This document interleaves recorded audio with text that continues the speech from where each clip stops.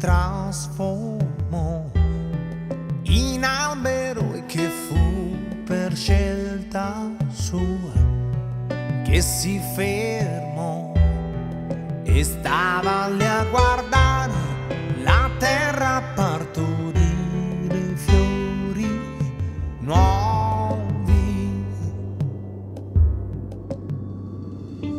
Così fu un nido per conigli e colibri, il vento gli insegnò i sapori di resina e di miele selvatico,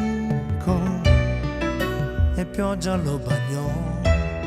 La mia felicità diceva dentro se stesso: ecco, ecco, l'ho trovata ora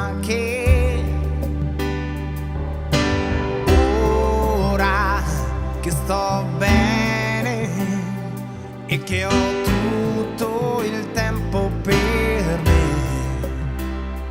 Non ho più bisogno di nessuno.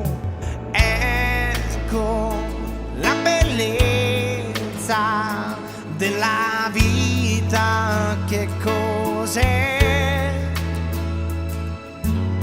Ma un giorno passarono di lì due occhi di fanciullo, due occhi che avevano rubato al cielo un po' della sua vernice, e sentì tremar la sua radice.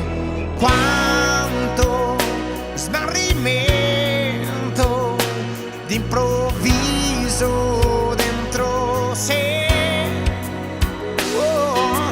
Quello che solo un uomo senza donna sa che cos'è, e allungò